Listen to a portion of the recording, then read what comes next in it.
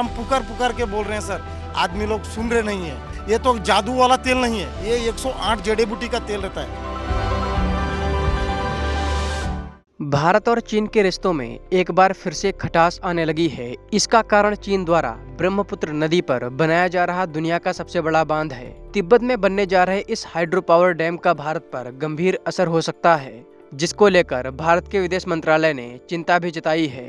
इस मामले पर भारत के रक्षा मंत्री का भी बड़ा बयान सामने आया है। उन्होंने कहा है कि चीन द्वारा बनाया जा रहे इस बांध को लेकर केंद्र सरकार सतर्क है। चीन ब्रह्मपुत्र नदी पे बांध बना रहा है, क्या आपको लेकर आपकी तरफ से कुछ है इसको रक्षा मंत्रालय? नहीं, वैसे मैं इस संबंध में कुछ बोलूंगा नहीं, जी, लेकिन इतना मान कर चलिए कि भारत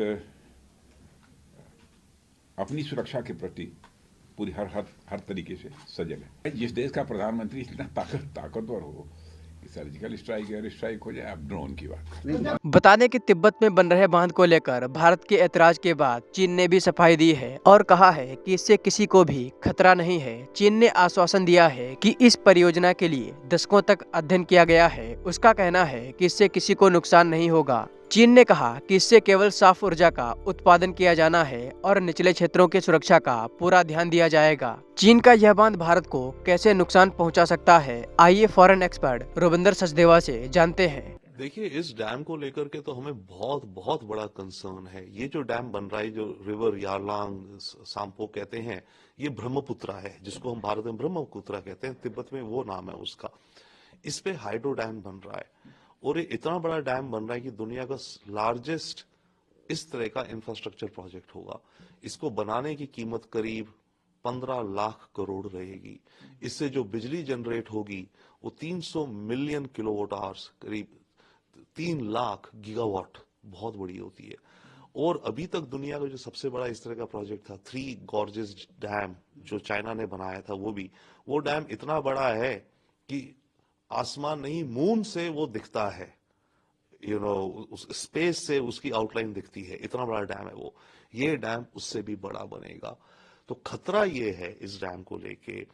अव्वल तो पहली बात है कि चाइना पानी को डाइवर्ट कर लेगा, जिसके चलते हमारे यहाँ असम, अरुणाचल में ड्रिंकिंग वाटर और इरिगेशन के पानी को लेकर के कमी हो सकती है। इरिगेशन के लिए पानी कम हुआ तो हमारी जो क्रॉप्स है उनको पानी कम मिल सकता है। तो एक तो ये हमें भारी नुकसान हो सकता है कि इरिगेशन और ड्रिंकिंग के लिए हमारा पानी कम हो जाए, क्योंकि चाइना पे डैम है तो वो कंट्रोल करेगा पानी का फ्लो। दूसरा बड़ा खतरा जो भारत को इसका है, बहुत बड़ा खतरा है, वो है सीज्मोलॉजिकल। इतनी बड़ी जो कंस्ट्रक्शन होगी तो इसके चलते पृथ्वी और रॉक्स की फॉर्मेशन कैसे इफेक्ट होती हैं, जिनके चलते, और इतना सारा पानी, इतना वजन का पानी अगर ब्लॉक होता है तो अर्थक्वेक्स आने की संभावना बढ़ जाती है। तो अर्थक्वेक आ सकते हैं, और अर्थक्वेक आए तो डैम टूट भी सकता है, और अगर डैम बर्स्ट हुआ तो इतनी बड़ी फ्लडिंग हो जाएगी इस इलाके में कि प्रलय जैसी फ्लडिंग हो जाएगी। तो ये खतरे हैं हमें। इसका रास्ता हमारे पास वही है, वापस चाइना के साथ एंगेज करना और चाइना के साथ हाइड्रोलॉजिकल डेटा शेयर करना।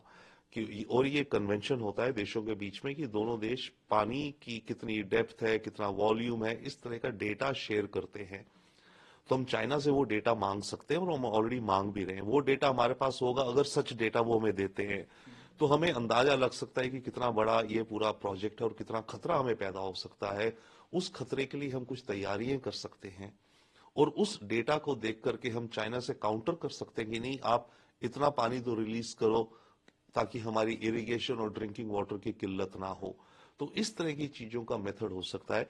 कोई मैकेनिज्म भी बन सकता है। हमारा चाइना के साथ आई थिंक 2003 और 2013 में transboundary river water sharing पे MOU और एग्रीमेंट भी है, उसको और ज्यादा स्ट्रॉन्गर किया जा सकता है। इस तरह के कुछ ऑप्शंस हैं भारत के पास।